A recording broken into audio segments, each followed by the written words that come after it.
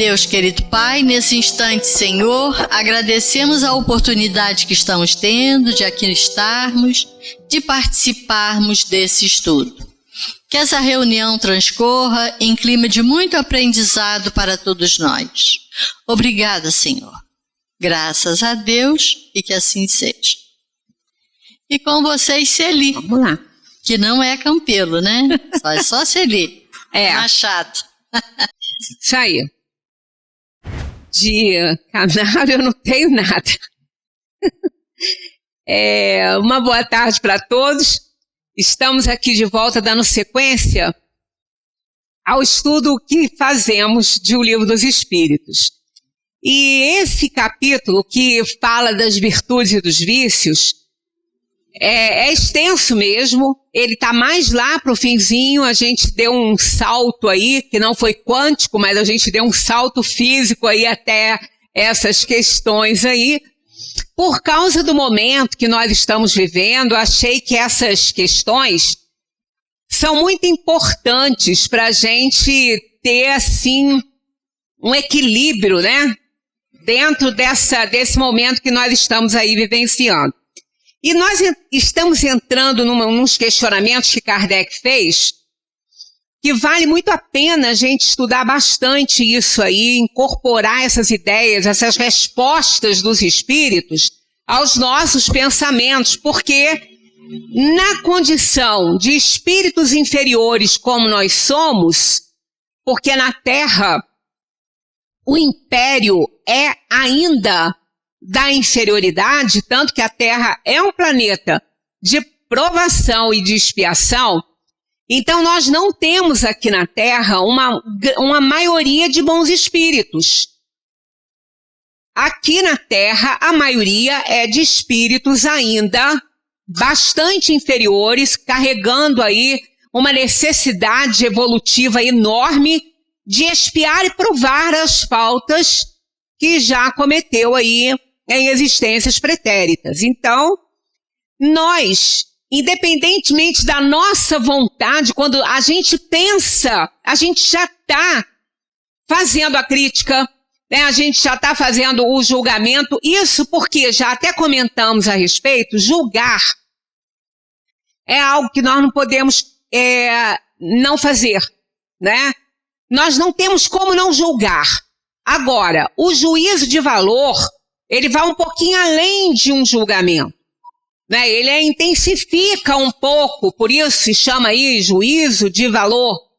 Então, ele vai um pouquinho além daquele julgamento prévio que a gente faz ao assistir alguma coisa. Esse juízo de valor é que é mais complicado para a gente fazer, que envolve necessariamente o conhecimento das questões ali. Já aquele anterior, aquele que a gente faz ao visualizar uma cena, aquele que nós não podemos evitar, porque faz parte, é simultâneo a assistir a cena, ele acontece, né? Esse aí não tem como a gente evitar, porque é o pensamento nosso que está ali. A gente não consegue ficar sem pensar. Então, ao assistir uma cena, a gente faz imediatamente um julgamento, é simultâneo ao ato de assistir. Esse ato é simultâneo ao julgamento que se faz da cena. Imediatamente a gente fala, nossa, mas isso aí não está certo.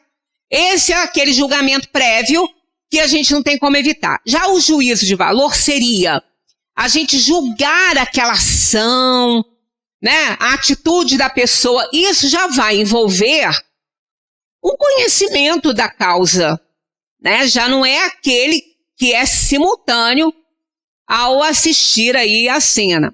Nós fechamos a nossa conversa a última vez que estivemos juntos, nessa questão aí, comentamos sobre isso aí, que é a culpa em estudar os defeitos alheios. Olha, o que mais é comum a gente fazer é isso, é estudar os defeitos alheios, porque a gente não vê os nossos, a gente vê os dos outros, a gente faz esse julgamento prévio quando a gente assiste alguma coisa. Tem até uma história interessante, que as pessoas andam em fila indiana, um atrás do outro. cada um carregando uma mochila que tem bolsos na frente e bolsos atrás. Na parte de trás, a gente coloca os nossos defeitos para a gente não ficar vendo. E na parte da frente, a gente coloca as nossas qualidades. Então, só quem vê as nossas qualidades somos nós ali, porque nós estamos andando à frente. Porque o nosso amigo atrás, ele está vendo, é o bolso onde estão os nossos defeitos. É o que a gente vê no outro. É só o defeito do outro. Porque nós estamos numa fila indiana e ele colocou os defeitos no bolsinho de trás, que fica de frente para a gente. Então, na crítica que a gente faz a respeito das atitudes dos outros, a gente vê mais os defeitos do que as qualidades dessa pessoa, né?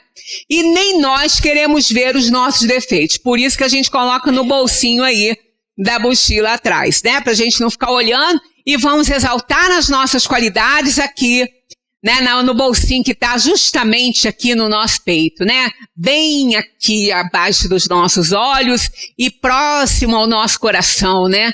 Pois é. E isso aí é natural. É um defeitinho, claro que é. Mas é natural, somos espíritos inferiores. A gente sempre acha que a gente está certo e que o outro está errado. Isso é comum, né? Nós não vamos nos martirizarmos por causa disso. Ah, meu Deus, eu sou assim. A gente ainda é. Mas a gente está lutando para não ser, para melhorar, para sair dessa questão aí de um espírito bastante ainda inferior. Então a gente já comentou aqui que estudar os defeitos dos outros com a resposta dos espíritos, que é assim, se é com o fim de criticar e divulgar, olha aí, interessante isso aí, ó. Reparem que nós estamos aqui com uma letrinha adicionando essas ações aí, ó. Se é com o fim de criticar e divulgar, não tá só criticar puramente. Junto com divulgar, olha, criticar e divulgar, isso aqui é importante. Não é só criticar, porque aquele primeiro julgamento que a gente faz, a gente pode criticar. Aquele, porque não está de acordo com o que a gente pensa. Então, ao visualizar a cena, a gente faz uma crítica imediata, um julgamento prévio. Então, a gente faz uma crítica. Agora, o divulgar, que é o problema maior, né? Porque quando a gente faz a divulgação daquela crítica prévia, essa divulgação deveria exigir um conhecimento maior dos fatos, para que a gente possa estabelecer aí uma divulgação, se for necessário, né? Mas a crítica em si, ela é feita naquele primeiro julgamento, assim, que a gente olha. Aí, imediatamente, a gente faz a crítica e, às vezes, a gente até fala pra gente assim, nossa, eu não faria isso, não. Ou então, eu não seria capaz de fazer isso, não. Isso é a crítica primeira que a gente faz. A partir desta, aí a gente tem que fazer aquele juízo de valor, né? Será que eu não faria, não? A gente fica pensando que eu não faria, não? A gente não sabe qual é o momento da pessoa. Qual é a situação que implica? A gente não sabe até onde aquela pessoa foi levada aquilo ali. Então, juízo de valor é sempre um problema bem sério para a gente estabelecer. Então, aqui, o que eles estão falando, ó, se é com o fim de criticar e divulgar, quer dizer, a partir do momento que a gente olhou, fez a crítica e ficou para si, para analisar se também não faz igual, mas aí não divulga, aí não sai falando para todo mundo as coisas. Esse que é o problema, por isso que está aqui junto, ó, né? Se é com o fim de criticar e divulgar, há muita culpa. Porque isso é faltar com a caridade. Né? Às vezes, quando uma pessoa faz uma coisa que a gente reprova e que não faria, logo após essa pessoa tomar aquela atitude, ela se arrepende. Foi um ímpeto, ela reagiu. A gente não pode reagir, mas a gente acaba fazendo isso, né? A gente tem que agir, porque agir a gente primeiro pensa, para depois agir. E a reação é imediata. Aí ela acaba de fazer, ela se arrepende de morte. Então, ela não faria de novo. Quer dizer, aí se a gente divulga aquilo ali, já vai causar um problema para aquela pessoa. E ela não é assim, ela não pode ser definida dessa forma, né? Foi um momento difícil, um momento ruim dela, e quem não tem os seus momentos ruins, né? Então, por isso que aqui os espíritos dizem, ó, se é com o fim de criticar e divulgar, há muita culpa, porque isso é faltar com a caridade. Se é com intenção de proveito pessoal, evitando-se aqueles defeitos, pode ser útil. Então, é aí que aquele primeiro julgamento é útil para nós, aquele que a gente faz prévio, né? Aquele primeiro julgamento, aquele é muito útil, porque significa que a gente prestou atenção, a gente viu e está colocando aquilo, a análise da nossa consciência para a gente pensar, será que eu também faço isso? Será que eu sou capaz de fazer isso?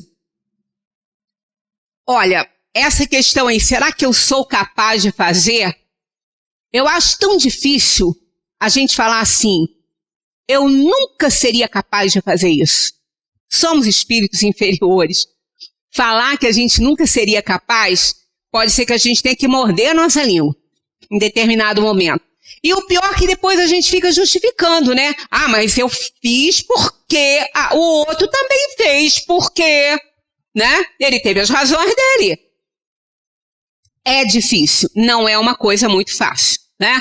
Mas não se deve esquecer que a indulgência para com os defeitos alheios é uma das virtudes compreendidas na caridade. Olha, não existe na Terra ninguém que não tenha defeitos, mesmo os espíritos que já estão próximos da bondade, eles também têm. Não são puros. Enquanto o espírito não se torna puro, ele erra. E o erro é muito importante, porque a nossa aprendizagem é através do erro. A gente aprende errando, porque a gente erra, viu que errou, não vai fazer de novo a mesma coisa. Só aquela pessoa que está ignorando a sua capacidade de raciocinar, que fica repetindo o erro. Ela está ignorando, né, o que a difere dos animais inferiores, que é aquele raciocínio lógico sem limite. Ela viu que errou, vai ficar batendo na mesma tecla e querendo que o resultado seja diferente, não vai ser nunca, né? Nunca. Então aqui é o quadrinho que nós lemos, mas ainda não comentamos, é esse, ó, que entrar, né? Antes de censurar as imperfeições dos outros, vede se não podem fazer o mesmo a vosso respeito.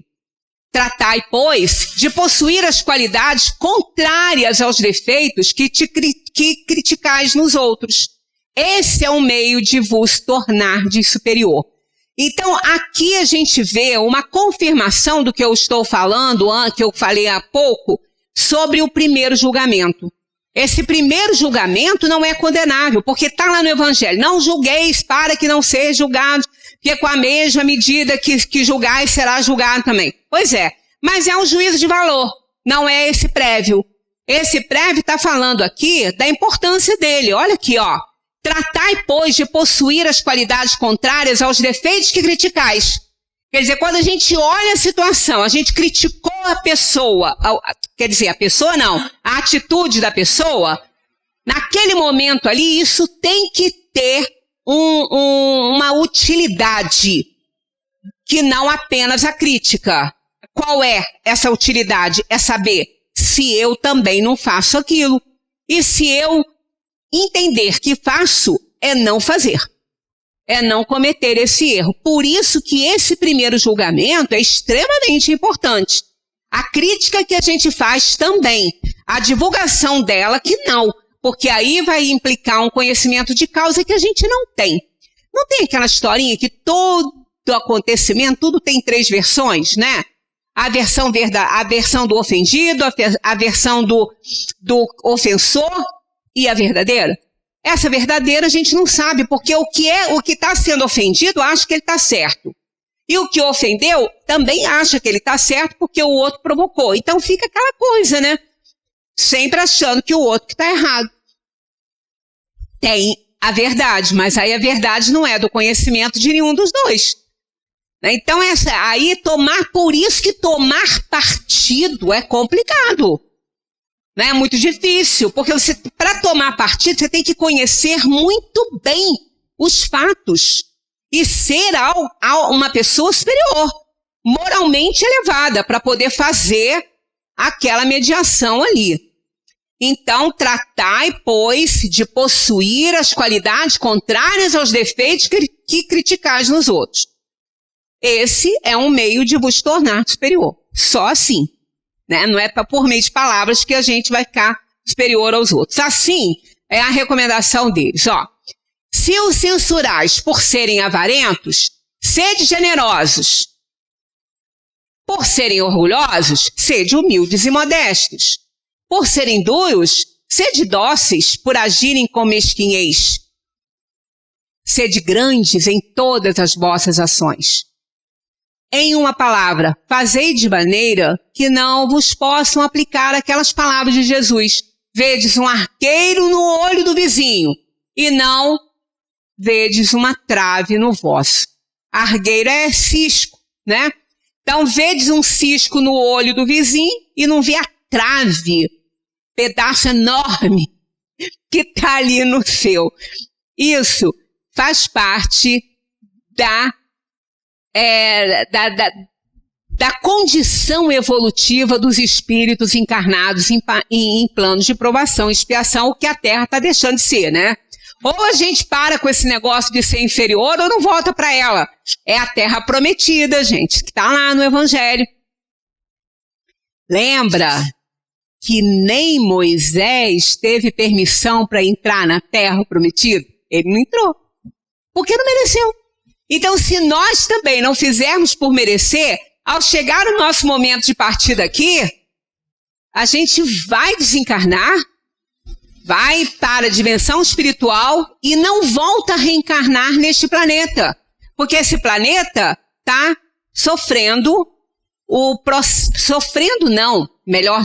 passando pelo processo de transformação moral, porque físico ele não tem que transformar nada, já está prontinho, para um planeta regenerador. E um planeta regenerador é aquele onde há o inverso da questão da Terra.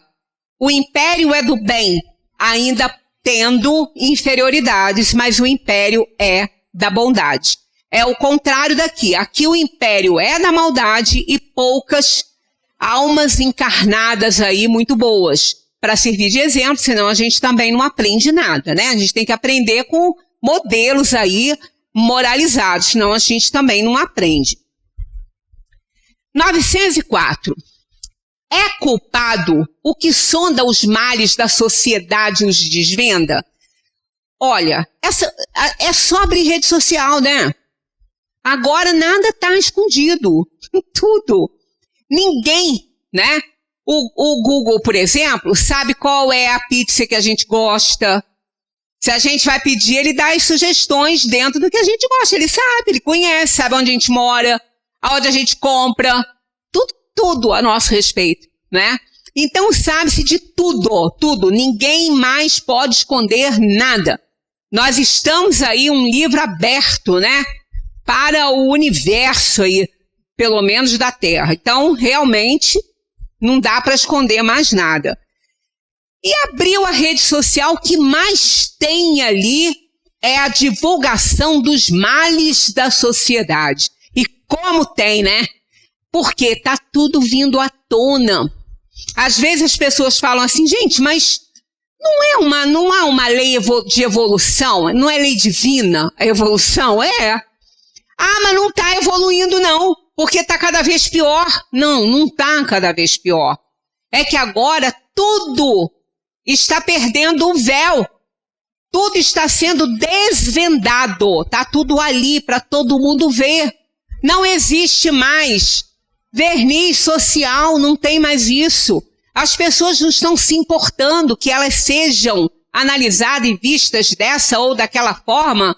Ninguém está se importando com isso. Ah, mas isso não é uma involução? Não é uma involução. Porque as pessoas não estão piorando, elas só estão se revelando. Então, involução seria se elas estivessem piorando, mas elas não estão piorando, elas apenas estão se mostrando. E essas pessoas, incluindo nós, né? Quando a gente fala essas pessoas, são as pessoas aqui do planeta Terra.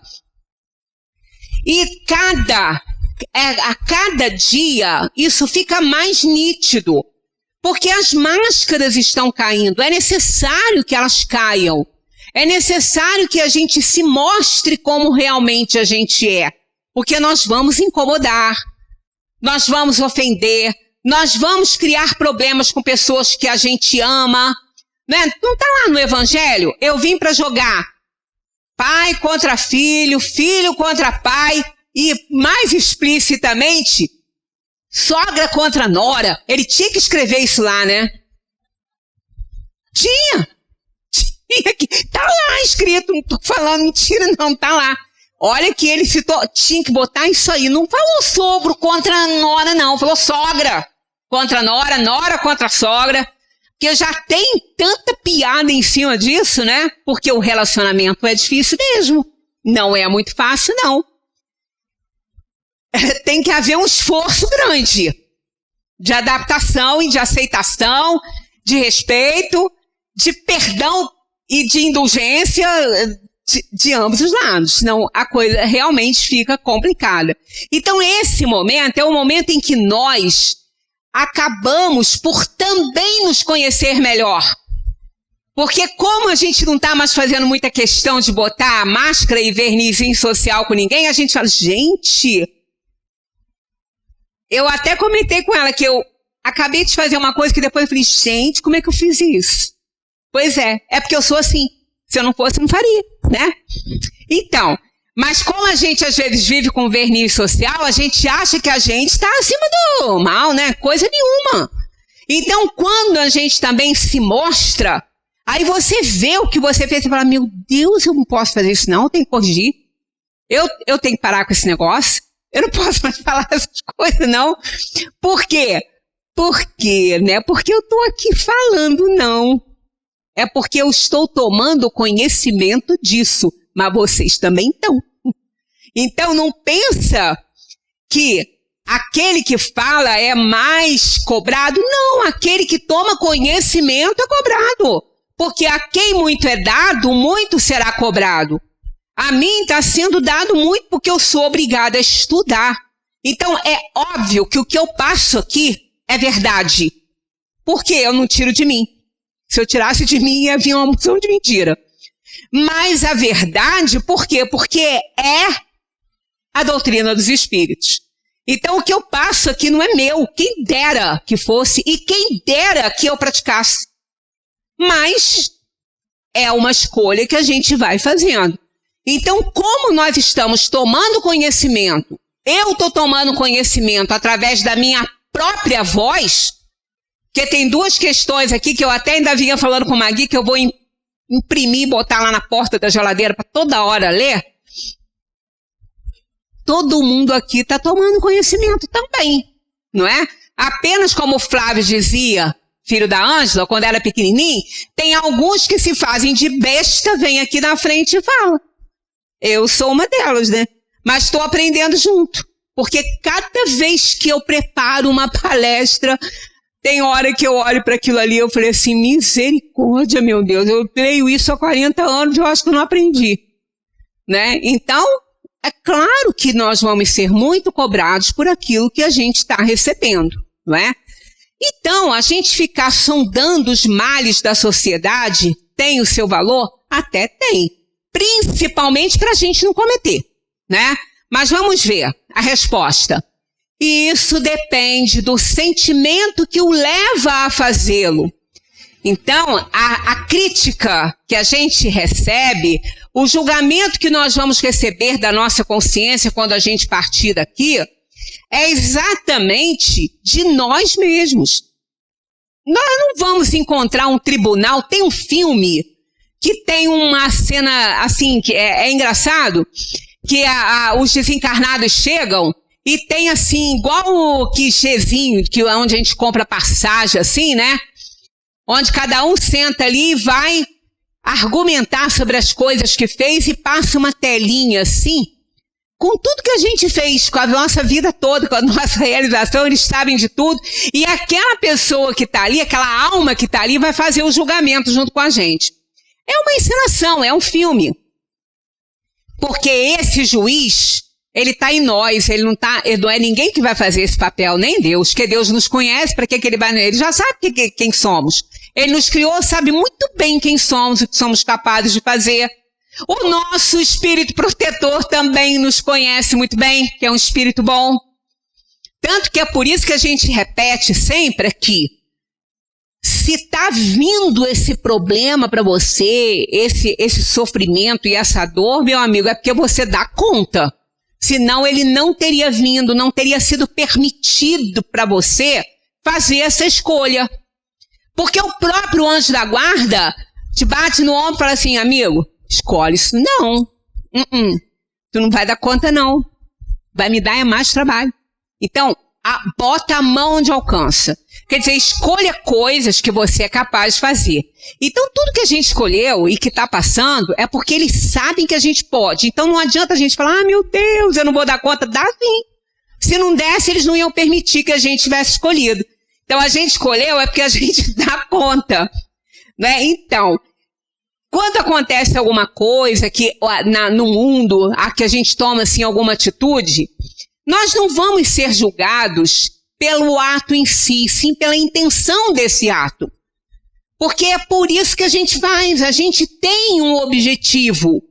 E é esse objetivo que vai fazer a diferença. Naquilo, às vezes, 3, 4 almas fizeram as mesmas coisas, tomaram a mesma atitude e vão ter julgamentos diferentes. Por quê? Porque cada alma vai julgar a si mesmo, porque ninguém é melhor do que nós, a não ser Deus e os espíritos superiores que nos conhecem, para saber quem somos na verdade. A gente sabe, tanto que quando a gente faz alguma coisa, a gente depois fica falando assim, eu podia ter feito diferente, mas eu quis fazer assim. Pois é, a gente sabe quando não está fazendo muito certas coisas, né? Então isso depende, como está aqui, do sentimento que o leva a fazê-lo. Se o escritor só quer fazer escândalo, é um prazer pessoal que se proporciona, apresentando quadros que são, em geral, antes um mal do que um bom exemplo. Quer dizer, isso aí, ele vai ser punido, né? O espírito faz uma apreciação, mas pode ser punido por essa espécie de prazer que sente em revelar o mal. Às vezes ele só quer fazer escândalo.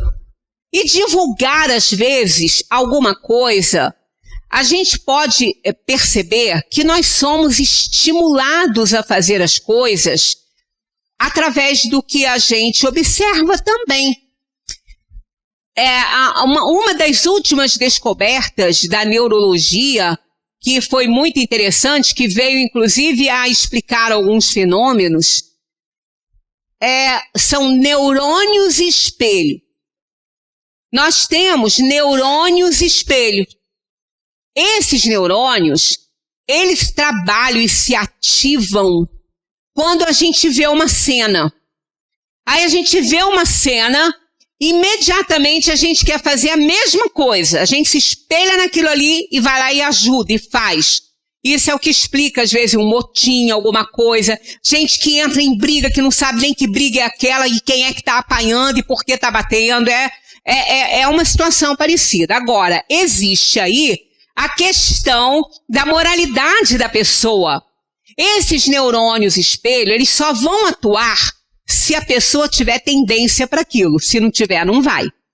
Então, se você vir o outro espancando alguém na rua, como aconteceu, quantas pessoas são linchadas, né? Aconteceu uma vez, uma professora foi morta, porque ela foi confundida com outra que parece que fazia magia negra, com outra pessoa que fazia isso e a criança morreu. Ela era parecida com essa pessoa, alguém viu, começou a espancar, isso já tem alguns anos.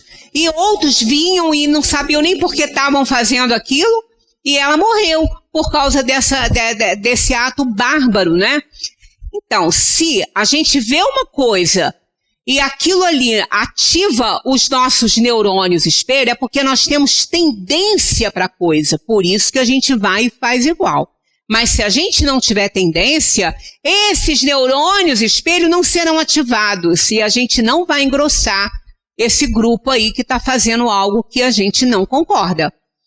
Então é exatamente essa questão que a gente vê. A pessoa divulga e nós somos muito levados e motivados pelo que a gente vê.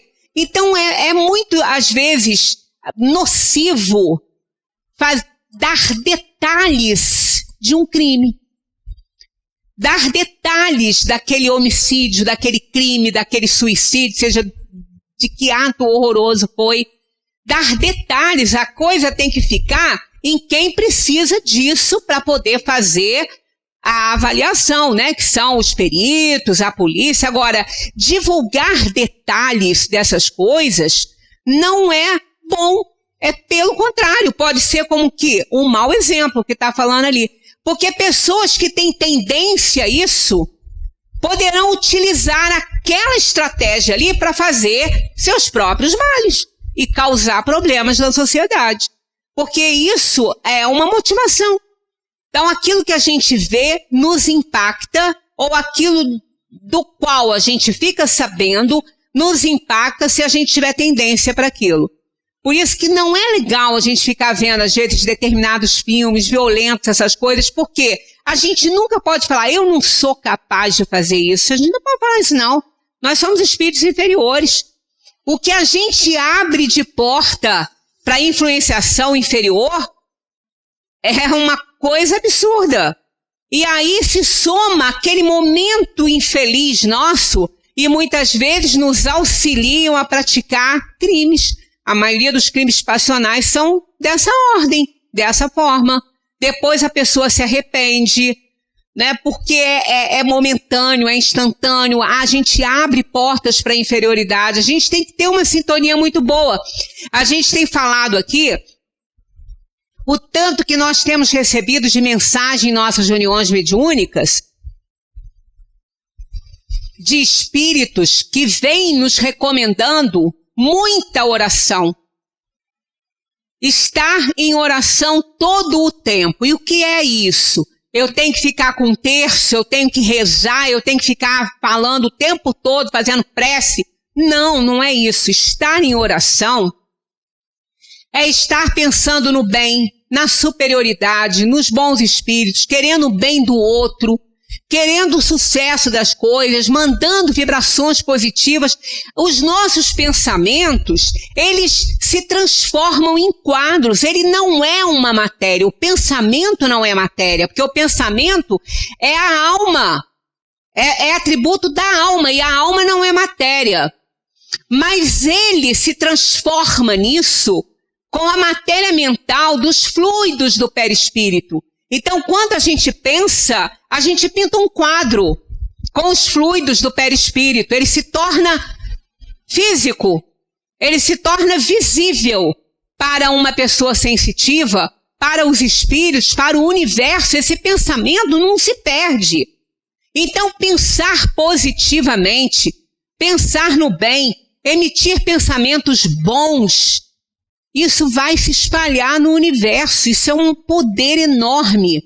É um poder muito grande. Quando se fala assim, a oração de uma pessoa vale menos que de um grupo, não, ela vale muito. Só que quando se junta, né, quando esses pensamentos se juntam a outros pensamentos, criam uma força muito grande. Porque é algo assim que não dá nem para combater. Tanto para o bem quanto para o mal. Para os dois lados. Então, o pensamento no bem, a gente deve acordar de manhã já agradecendo a Deus a vida. Porque despertou. Poderia não ter despertado. Muitos, durante a madrugada, acordam para morrer. Né? Eu falo isso por quê? Porque já repeti e vou falar novamente. Ninguém morre dormindo. Não existe essa possibilidade, tá? Ninguém morre dormindo. A alma se ausenta do corpo quando a gente dorme. A gente não, o corpo. O corpo dorme, a alma se emancipa, porque ela não dorme. A alma não dorme. Quem precisa de descanso é o corpo físico. E trabalho, né?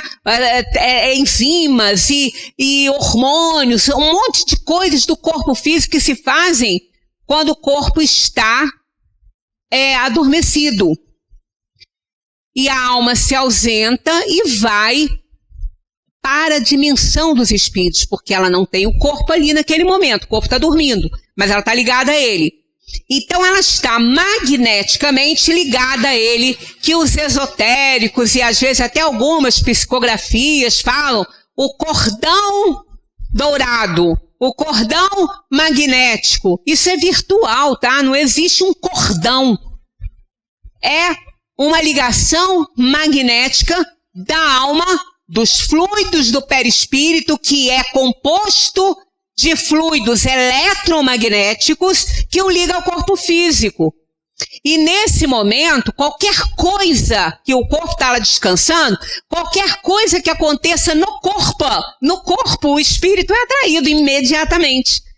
Então, se começar um processo doloroso, não é, uma dor do peito, um AVC, alguma coisa na madrugada, alguma coisa assim que a pessoa estava dormindo, ela vai acordar. Ela vai acordar. Tanto que as pessoas que não costumam acordar durante a noite, que têm um sono linear, elas não acordam. Quando acordam, pode perceber que aconteceu alguma coisinha. Ou é uma cabeça que está doendo, ou é uma bexiga que encheu. Pode ver que ela vai despertar porque tem algo no corpo físico chamando a atenção dela. Aí a alma acopla. Então, nesse caso, por isso que os espíritos falam que ninguém morre dormindo. A qualquer problema, qualquer desregramento, a alma é atraída para o corpo e aí acorda o corpo e ali ela pode entrar no processo de morte. Né? Intensifica aí uma dor, um AVC, alguma coisa, aí a família vai encontrar, não é? Esse ente querido ali desencarnado, né? Não mais com vida, e realmente vai pensar, morreu dormindo. Não, não morre dormindo, acorda para morrer. Então nós somos sempre atraídos para o corpo com qualquer coisinha que a gente sente. Né? Tem pessoas que têm medo, né? Quando elas às vezes estão doentes ou alguma coisinha assim, tem medo de morrer. Eu não vou dormir não, eu tenho medo de morrer dormindo. Não vai morrer dormindo, vai acordar. Às vezes não dá tempo de chamar ninguém, mas vai acordar, né? Então, quando a gente se impacta com as coisas, isso fica na nossa mente. É um filme que a gente vê, é uma cena ruim que a gente vê, isso está impactando o nosso pensamento. Isso desarticula nossos fluidos do perispírito e vão nos fazer muito mal. Quando a gente tem tendência para determinadas ações, vão exacerbar. E a gente vai fazer coisas que a gente nem deseja fazer, nem faria se não tivesse um estímulo desse. Por isso, essa questão de sondar os males da sociedade e desvendar, só se for de uma utilidade muito grande. Do contrário, isso não é aplaudido aí pelos espíritos. De que serve ao homem possuir largo saber e vasta erudição, sendo contudo um indivíduo amoral? Olha, amoral não é imoral. Imoral é uma pessoa que tem atitudes ruins, que faz coisas erradas, são ímpios, são imorais. Amoral não tem senso de moralidade nenhuma, nem para bem, nem para nada, não tem, é amoral. Ela não é imoral, ela não tem nenhuma moralidade, ela não se preocupa com isso e pode ser que nem haja mal por causa disso. Ela vai agir de acordo com o seu pensamento, mas ela não está ligada a nenhuma moralidade religiosa, algumas coisas, ela não está ligada a isso. Ela é amoral. E uma grande parte da nossa sociedade está nessa linha aí da amoralidade, porque não está se preocupando com absolutamente nada. Não quer nem saber. né? O que pode ser certo, o que pode ser errado, vai agir, deixa a vida me levar, igual o Zeca Pagodinho, vai atrás, vai nessa vibe, né? Mas isso aí tem um preço muito alto, né? Muito alto. O saber desacompanhado da virtude degenera em vaidade, em presunção, em orgulho, mais causa danos que benefícios. Não é? Quanto mais inteligente é uma pessoa, se essa pessoa for amoral ou imoral, ela é nociva à sociedade, porque a sua inteligência pode, se ela for imoral, pode levá-la a atitudes horrorosas. E se ela for amoral, ela não vai se preocupar com a aplicação que ela dá à sua inteligência. Então não é legal nenhuma coisa nem outra. Né? Se desenvolvimento intelectual pudesse resolver os problemas do mundo, a gente não estaria como está hoje, numa sociedade tão ruim na Terra. Né? Por quê? O desenvolvimento intelectual está muito grande. A tecnologia está tá supersônica. Então há um desenvolvimento intelectual muito intenso na Terra. Mas a imoralidade também está muito intensa na Terra. Ela não está acompanhando. Esse passarinho não está conseguindo voar, porque ele só tem uma asa, que é a asa da intelectualidade, porque da moralidade ele não tem. Então não consegue resolver os problemas. Então, quanto mais inteligente é uma pessoa, pouco moralizada, mais nociva ela é para uma sociedade. É preferível o contrário.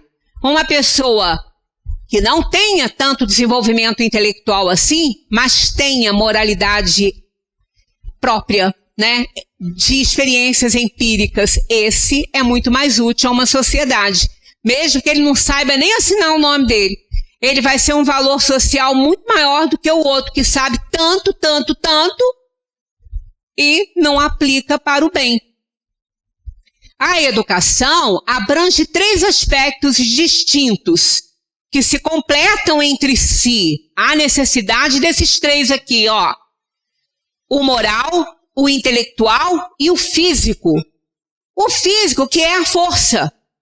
Não é? Então, imaginemos uma pessoa que tem um físico muito forte, mas não tem a intelectualidade nem moralidade. A gente já teve povos assim, os bárbaros. Eles eram assim, muita força, 0 de moralidade e 0 de intelectualidade. Então, os povos bárbaros que assolaram, né, a Europa. Então, olha só. Do harmônico desenvolvimento dessa trindade moral, intelectual e físico, depende o desenvolvimento do caráter que é distintivo do homem. Houve tempo em que o valor estava na força. Cultivou-se o físico com menosprezo da mente e do coração. Qual foi o resultado? Povos selvagens, costumes bárbaros, sociedades bastardas. Porque não tinha nada que os limitasse, né? Pretenderam que a solução do problema da vida estivesse na ciência. Desenvolveu-se a inteligência, descurando os sentimentos. O que aconteceu? Materialismo dissolvente, costumes licenciosos, sociedades corruptas. Por isso que tem que ter aqueles 3, aquela trindade, né? Chegou, pois, a vez de render culto ao espírito, à virtude. Falhou a força e a ciência materialista. Apelemos para o espírito, eduquemos o coração, despertemos os sentimentos. Os homens possuídos do sentimento de moral e da ideia de justiça são elementos preciosos no seio da sociedade. Então, por isso que tem que ser a reunião das 3, daquela trindade, das 3 virtudes, no caso aí, a parte moral, a parte intelectual e a parte física. Há uma necessidade que esses 3 elementos estejam atuando no indivíduo. para que possa haver um equilíbrio. Porque o que a inteligência dita, o sentimento pode vetar. Falar, não, eu posso, mas eu não devo.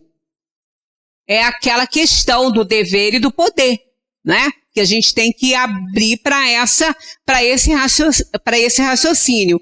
Então, os homens possuídos do sentimento de moral e da ideia de justiça são elementos preciosos no seio de uma sociedade, porque ele, sem dúvida, vai usar a força dele somente a favor. Então, o físico aí vai estar dominado pelo desenvolvimento intelectual e moral. O problema está exatamente nessa necessidade evolutiva. Porque o desenvolvimento moral, ele vem decorrente do desenvolvimento intelectual.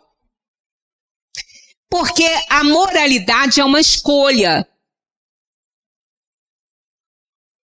Eu preciso conhecer para poder escolher. Primeiro eu tenho que ter conhecimentos para poder fazer uma escolha entre fazer ou não.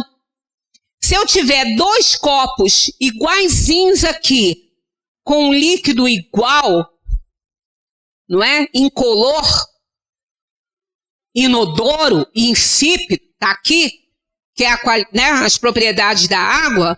Se eu tiver 2, alguém chega para mim e fala, faz uma escolha. Qual dos 2 copos você quer usar qual dos 2 líquidos você quer usar para matar a sua sede? Aí alguém alerta, não são idênticos. Aparentemente sim, mas não são idênticos esses líquidos. Aí o que eu vou fazer? Vou beber? Vou escolher qualquer um? Lógico que não, vai que um seja veneno, né? Pode ter um veneninho aí. Eu não posso escolher. Eu vou me abster dessa escolha. Não vou beber nenhum nem outro. Agora, eu posso requisitar o conhecimento desses líquidos. O que tem aqui? Me prova aí o que tem aqui. O que tem aqui? Se eu quiser morrer, eu vou escolher o de veneno. Se eu não quiser, se eu só quiser matar minha sede, eu vou escolher o que tem H2O. Né? Então, se tiver H2, O2, eu já não posso beber. Porque aí eu já vou beber uma água oxigenada. Esse tantão aqui vai me fazer mal. Se for em gotinha, não vou não, mas esse tantão vai. Então, é isso que a gente precisa entender, que conhecimento vem antes da escolha. Eu preciso conhecer para poder escolher. Se eu não conhecer, eu não posso escolher. E o desenvolvimento da moralidade, ele vem através de escolhas assertivas, de usar bem a sua liberdade, o livre-arbítrio. Se eu não tiver conhecimento, eu não consigo usar bem o meu livre-arbítrio. Por isso é que no início, quando fomos criados simples e ignorantes, Deus já colocou um anjo da guarda conosco para nos ajudar no desenvolvimento do conhecimento para depois a gente fazer escolhas. Os homens desprovidos de interesse pessoal fazem mais e melhor pelo bem da humanidade que as inteligências de escola e as grandes mentalidades interesseiras. Estes são fogos de artifício, aqueles são faróis que iluminam e norteiam. São exemplos que convertem e edificam as nações. O mundo precisa de homens bons e honestos. Bons e honestos. Né? Só precisa disso. E olha que isso não é tão difícil da gente ser, né? A gente pode não ser bom na integridade, porque a gente não tem evolução ainda para saber tudo. Mas pelo menos naquilo que a gente sabe, é por isso que está lá a receitinha. Fazer aos outros o que você quer que seja feito a você. Ah, mas o que você quer para você pode não ser bom para mim. Bom, mas aí eu não vou estar errando. Porque se eu estou querendo fazer o que eu quero para mim, eu quero para mim o que eu acho que é melhor. Se você acha que esse melhor não serve para você, já é um problema que você vai ter que digerir, não eu. Eu tô querendo para você o que eu quero para mim. E o que eu quero para mim eu acho que é o melhor. Então eu não estarei pecando, embora isso possa não resolver o problema do outro, né? A vida tem uma finalidade clara e positiva, que é a evolução. A gente está aqui para evoluir. Nós nascemos para isso. Às vezes as pessoas falam assim, o espiritismo fala que tem que sofrer para evoluir. Não, não tem isso. Você tem que passar por provações e expiações. O sofrimento fica por sua conta. O sofrimento é como você vai reagir diante das coisas. Pessoas passam pelo mesmo problema e não sofrem. Uma sofre, a outra não, porque uma entendeu, a outra não.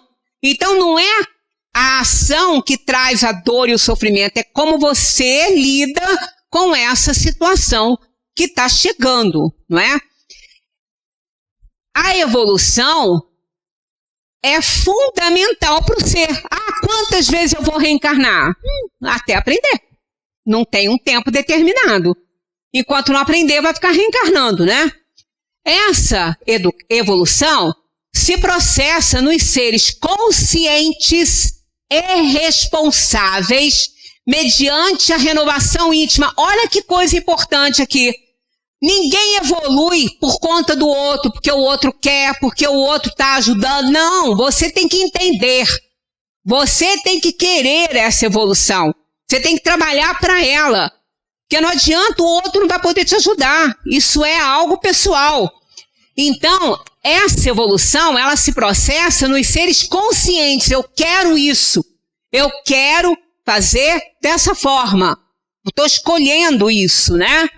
E responsáveis. Porque sabendo que toda ação carrega uma reação. E vai ter que responder por cada atitude que tomar, né? Mediante a renovações íntimas. Isso aqui é outra coisa. Não adianta eu entender que errei, tenho consciência que errei, estou me responsabilizando por isso, mas não mudo o meu modo de ser. Não faço nenhuma reforma. Amanhã estou fazendo a mesma coisa, estou cometendo o mesmo erro. E aí a evolução não se estabelece, né? Semelhante fenômeno denomina-se educação. Isso é educação. Nós temos que nos proporcionar essa educação. Entender o que nós precisamos, assumir responsabilidade pelo que a gente faz e, se tiver errado, não fazer mais assim. Mudar através da reforma daqui, ó. Íntima. Renovação íntima. É nossa, não é do outro. É uma coisa pessoal. Então ninguém pode ajudar o outro nisso, né? Comentário de Kardec. Há um elemento, isso aqui é uma das páginas que eu mais gosto dentro do Livro dos Espíritos. Ela está no final da Lei do Trabalho. Ela fecha essa Lei do Trabalho na parte terceira de O Livro dos Espíritos, que aborda as leis morais, né? Então tá lá. No comentário de Kardec à Lei do Trabalho, há um elemento que não se ponderou bastante e sem o qual a ciência econômica não passa de teoria: a educação. Não a educação intelectual, mas a moral. E nem ainda a educação moral pelos livros, mas a que consiste na arte de formar os caracteres, aquela que cria os hábitos, porque educação é conjunto de hábitos adquiridos. Entre parênteses, bons hábitos adquiridos, né? E ele continua. Quando se pensa na massa de indivíduos diariamente lançados na corrente da população, sem princípios, sem freios, entregues aos próprios instintos, deve-se admirar das consequências desastrosas desse fato?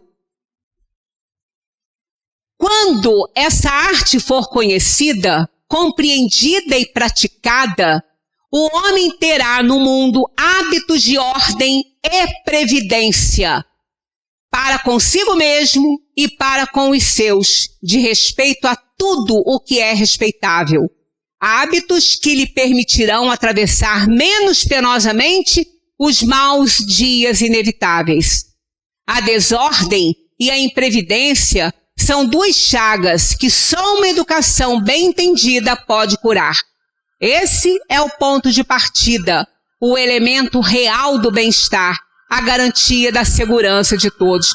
Parece que Kardec escreveu isso agora, né? Ontem, para hoje. Voltaire nos relata uma bela fábula de Cantor, que fez comparecer aos Jogos Olímpicos a fortuna, a volúpia, a saúde e a virtude. Cada uma defendendo a sua causa, né? Então tá lá. Fortuna. O sumo bem sou eu, pois comigo tudo se obtém. A volúpia. Meu é o pomo, porquanto não se aspira à riqueza, senão para ter-me a mim. Aí foi a saúde se defender. Sem mim não há volúpia, e a riqueza seria inútil. Certinho, né? Por até aqui tá tudo bem aí. Aí entrou a virtude. Acima da riqueza, da volúpia e da saúde estou eu, pois com ouro, prazeres e saúde, não pode haver felicidade se não há virtude. Então, levou aí o pomo à virtude. É necessário disciplinar a mente observando feliz recomendação do apóstolo Paulo, Filipenses.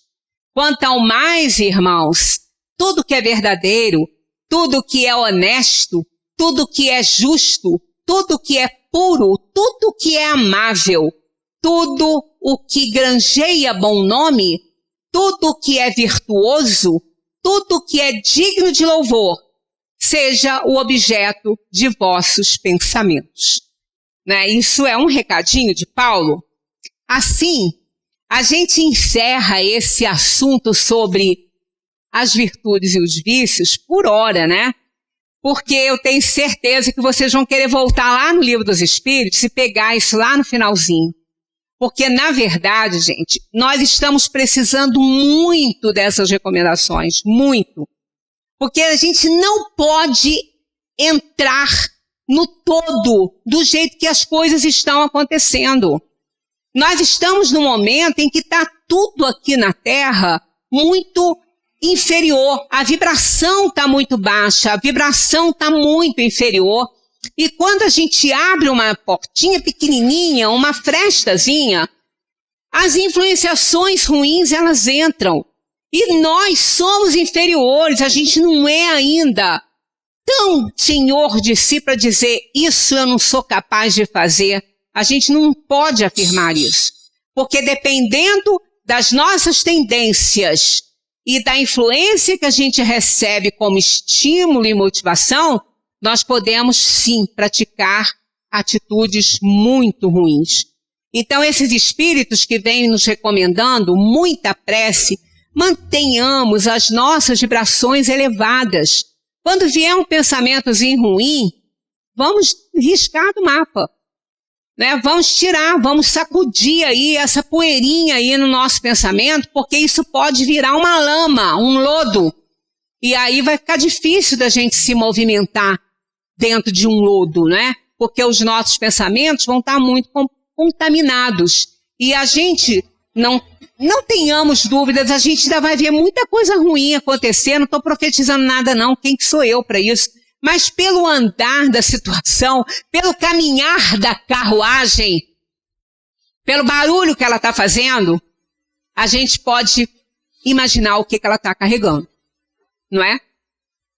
Aí a gente precisa ter um ambiente mental bom, cuidar da saúde mental, porque está na Gênese, está em obras póstumas, falando sobre esse período da Terra. Nós estamos vivendo o Apocalipse.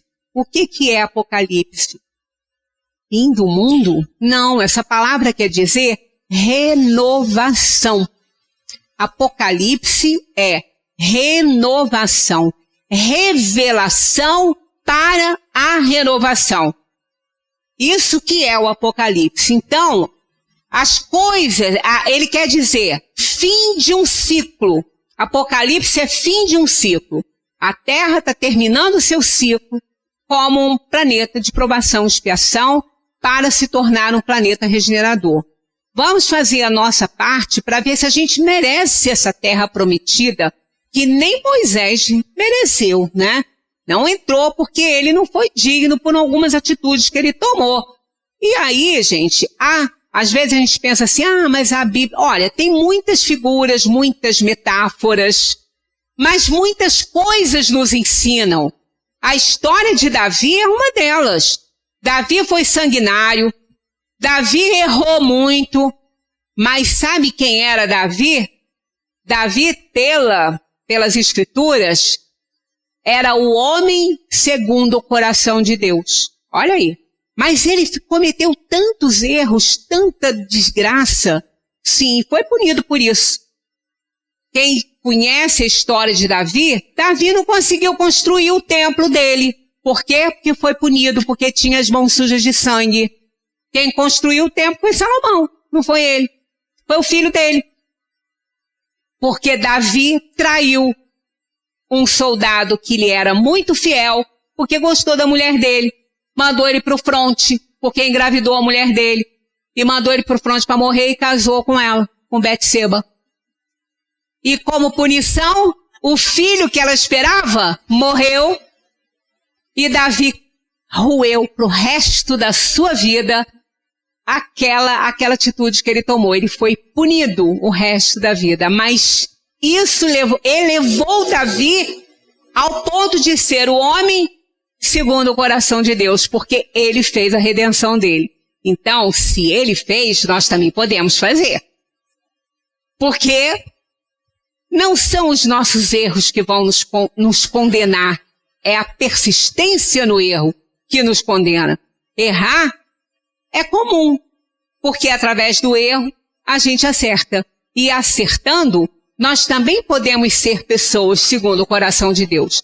Porque somos seus filhos queridos e nenhuma ovelhinha do Pai vai se perder. Mas acontece que nós temos que seguir o cajado. Seguindo o cajado do pastor, a gente chega lá. Ainda que a gente fique para trás, mas a gente vai encontrar o caminho, né? E isso a gente já começou a fazer aqui, né? Muita paz para todos, continue estudando doutrina espírita, vejam lá as virtudes e os vícios novamente, que vale a pena a gente tomar conhecimento dessas coisas. Muita paz para todos.